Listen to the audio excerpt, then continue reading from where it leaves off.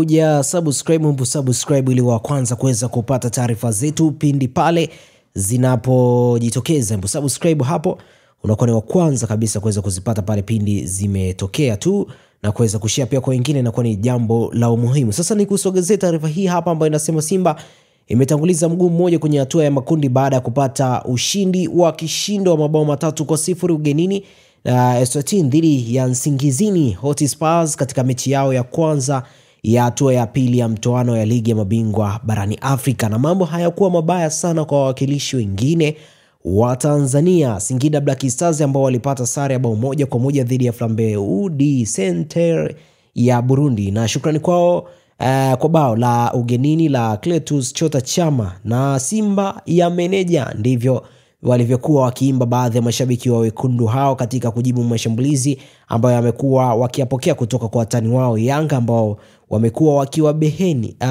beheni kutokana na kocha wao mpya Dimitar Pantev kukosa vigezo vya kusimamia benchi la ufundi na hivyo kupewa madaraka ya umeneja. Na wabebe hao wa Msimbazi wameendelea kusimama na kocha mzao Selemani Matola na ushirikiano wawili hao pamoja na kikosi kizima cha Simba, na wekundu hao wameendeleza kuthibitisha kuwa anga za kimataifa ndio anga zao. Simba ilipata bao la kuongoza kupitia kwa beki wake wakati Nangu akiweka mpira wavuni kwa kichwa akiunganisha kona iliyochongwa na kiungo wa Afrika Kusini Neo Maema katika dakika za mwisho kabla ya timu hizo hazijaenda mapumziko. Na mtokea benchini Kibu Dennis aliweka chuma 2 likiwamo moja la dakika za jioni na kuiweka Simba katika nafasi nzuri ya kusonga mbele. Alikuwa ni matokeo ya kibabe ugenini na kuonyesha dalili zote za Simba kurejea kutoka katika makali yake baada ya kuvuka hatua ya awali ya mtoano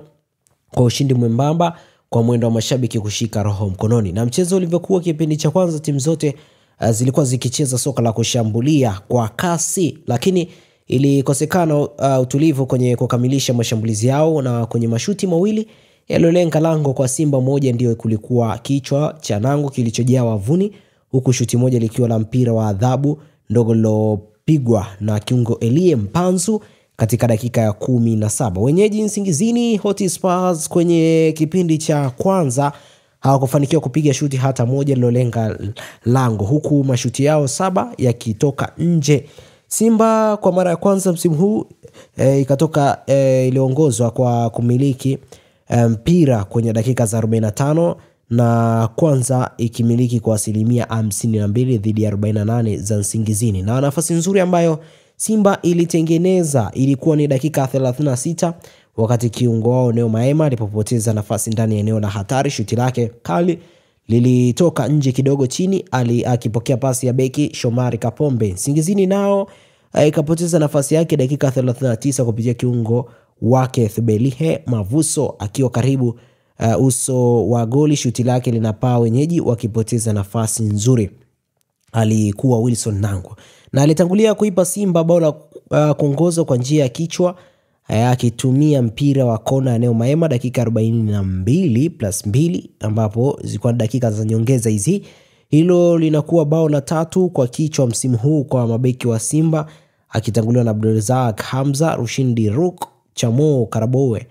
Bao hilo likatosha kuifanya mechi hiyo kwenda mapumziko, huku Simba ikiongoza kwa bao 1-0, lakini pia ikiutawala vizuri mchezo huo, ikicheza soka la kasi, sabu za mabao. Na kipindi cha pili Simba ilirudi na kasi ile ile, meneja wao Dimitar Pantev akirudi na mabadiliko ya kuongeza kasi kwa kushambulia, akimtoa Mwalimu na kuingia Jonathan Soa, na Simba iliwazima Nsingizini ikimaliza mashambulizi yao kabla ya kufanyika kwa mabadiliko matatu yaliyowaongezea nguvu wekundu hao. Na dakika ya 78 Pantev aliwatoa Maema, Ahoua na Mutare, nafasi zao zikichukuliwa na Kibu Dennis, Yusuf Kagoma na Maurice Abraham, na mabadiliko hayo yalienda kuimarisha Simba katikati ya uwanja, na Kagoma akiongeza nguvu akicheza sambamba na Kamara, huku Kibu na Maurice wakiongeza kasi kule mbele.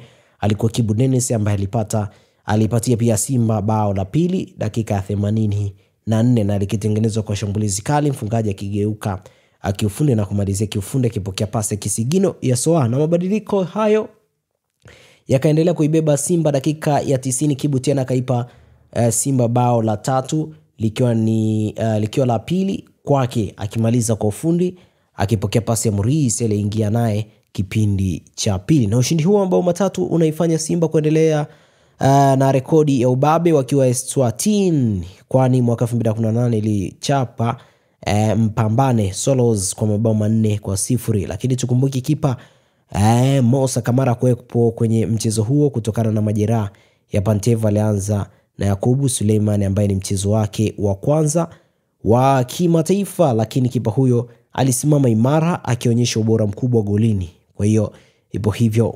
1-1. Usisahau kusubscribe, kulike, kushare na kucomment. Jina langu ni Tobias Kisima.